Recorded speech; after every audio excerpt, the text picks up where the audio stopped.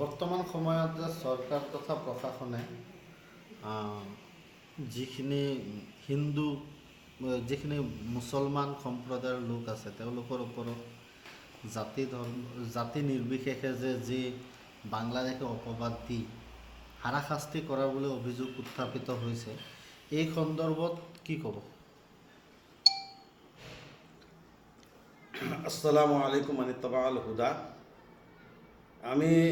মই নিজেও বিদেশী খেদা আন্দোলনৰ লগত জড়িত আছিলোঁ আচুৰ হৈ, আৰু আমি আন্দোলন কৰিছিলোঁ বিদেশী মুক্ত অসম কৰিবলৈ। কিন্তু সময় সাপেক্ষে বিদেশী মুক্তৰ পৰা গৈ এতিয়া মুছলিম মুক্ত আন্দোলন আৰম্ভ হৈছে। বাস্তৱ উদাহৰণ যে আমাৰ তেজপুৰ কটন ৰোডৰ নিবাসী জাহানাৰা বেগম, যিগৰাকী মোৰ ভনীক বিশ্বনাথ চাৰিআলিত বিয়া দিছিল। তাইৰ দুজনী ছোৱালী, দুটা ল'ৰা, ডাঙৰ দীঘল হ'ল, গিৰিয়েকো আছে। আজি কেইদিনমানৰ আগতে যোৱা মাহতে পুলিচে ৰাতি উঠাই আনি বিশ্বনাথ থানাৰ পুলিচে পিছদিনা ৰাতিয়ে 1 বজাত ডিটেনশ্যন কেম্প গোৱালপাৰালৈ প্ৰেৰণ কৰিলে। সেইখিনি কথা মানুহে গম নাপায়। পিছত আমি গম পালোঁ যে তেখেতসকলক বাংলাদেশ বৰ্ডাৰলৈ পঠাই দিলে। আৰু মহিলাগৰাকী লগ পাই মোৰ নিজৰ দুখ লাগিছে যে এগৰাকী প্ৰকৃত ভাৰতীয় নাগৰিকক এইদৰে ব্যৱহাৰ কৰাটো উচিত হৈছেনে? ৰাইজে চিন্তা কৰক, বিদেশী মুক্ত অসম বিচাৰিছোঁ নে ভাৰতৰ নাগৰিক মুক্ত অসম বিচাৰোঁ? আজি যিগৰাকী মহিলা মোৰ লগত বহি আছে, জাহানাৰা বেগম, তাই যেতিয়া গাড়ী আহে মই দেখা পাইছোঁ টেবুলৰ তলত সোমাই যায় ভয়ৰ চোতত। তেখেতৰ ৰাজহাড় 2টা জেগাত ফাট আছে, গম পাইছোঁ। তাই মোৰ ওচৰত বক্তব্য ৰাখোঁতে কান্দি কান্দি কৈছে। তেজপুৰ কেম্পত আছিলে, তেজপুৰ সদৰ জেলত ডিটেনশ্যন কেম্পত। হাইকোৰ্টে তাইক জামিন দিলে। প্ৰতি সপ্তাহৰ সোমবাৰে বিশ্বনাথ থানাত গৈ তাই চহী কৰে। এনেকুৱা এগৰাকী মহিলা যদি সঁচাই বাংলাদেশে তাইক ইয়াৰ কেম্পত ৰাখিব লাগিছিল, আৰু কেম্পত নাৰাখি ৰাতাৰাতি পিছত ডিটেনশ্যন কেম্পত দি তাৰ পিছদিনা বাংলাদেশ বৰ্ডাৰ পাৰ কৰিলে। আৰু মহিলাগৰাকীৰ পৰা গম পালোঁ যে ন'লেণ্ডছ লেণ্ডত আছিলে, য'ত এককাল পানী, একাঠু পানী, 2 পিনৰ পৰা ফায়াৰিং হৈছে। এগৰাকী মহিলা নগাঁৱৰ হাতত আহত হৈছে গুলীৰে। পানীত যেনে তেনে সোমাই থাকি নিজৰ জীৱনটো বচালে, আল্লাই বচালে। যিকোনো হওক, মানৱ দৰ্দী কিছুমান মানুহৰ চেষ্টাত আজি পুনৰ ভাৰতবৰ্ষলৈ ঘূৰি আহিলে। কিন্তু দুখৰ বিষয় যে বাংলাদেশৰ পৰা ভাৰত চৰকাৰক সঁপি দিয়াৰ পিছত অসমৰ পুলিচ বাহিনীয়ে তেখেতক ঘৰত দি থৈ যাব লাগিছিল, বৰ্ডাৰত এৰি দিলে।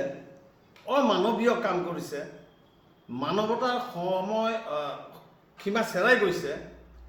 তাইৰ পৰা গম পালোঁ তাই নিজৰ নাকৰ ফুলি বেচিলে, এগৰাকী মহিলাই সোণৰ চেইন বেচিলে, খাৰু বেচি টমটম বলেৰো পিকআপত উঠি গুৱাহাটী আহিলে।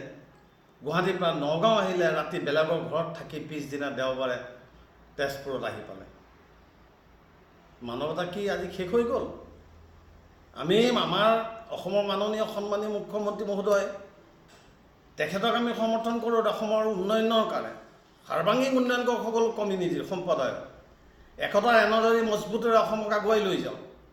সেইবুলি মুছলিম মহিলা, মুছলিম পুৰুষক ৰাতিৰ ভিতৰত উঠাই লৈ গৈ কি বুজাব বিচাৰিছে?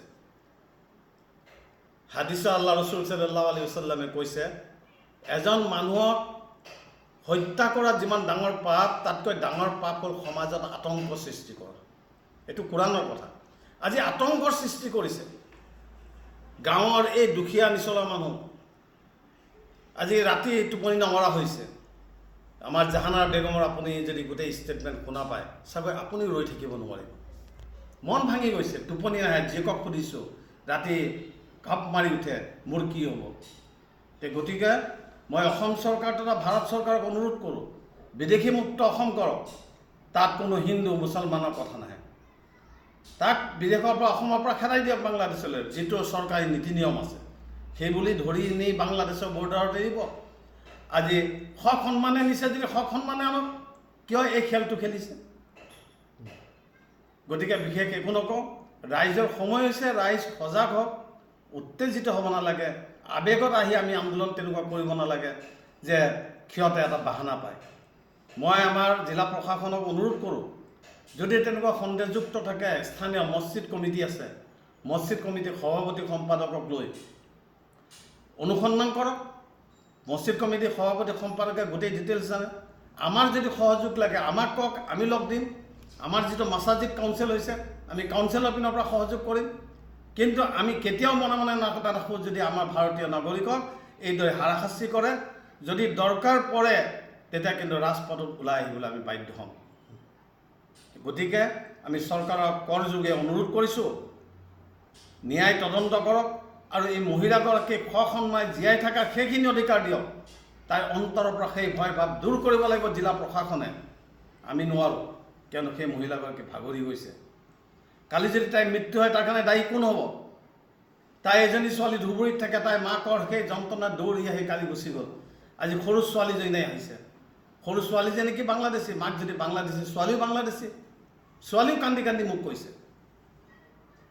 গতিকে ৰাইজ, আপোনালোকক অনুৰোধ কৰোঁ, এই অন্যায়ৰ বিৰুদ্ধে আমি সংঘবদ্ধ হ'ব লাগিব। আমি ন্যায় পক্ষত থাকি সত্যক প্ৰতিষ্ঠাৰ কাৰণে আমি আগবাঢ়িব লাগিব। আল্লাহ তাআলা আমাক সকলোকে ধৈৰ্য্যৰে কাম কৰিব কাৰণে তৌফিক দিয়ক।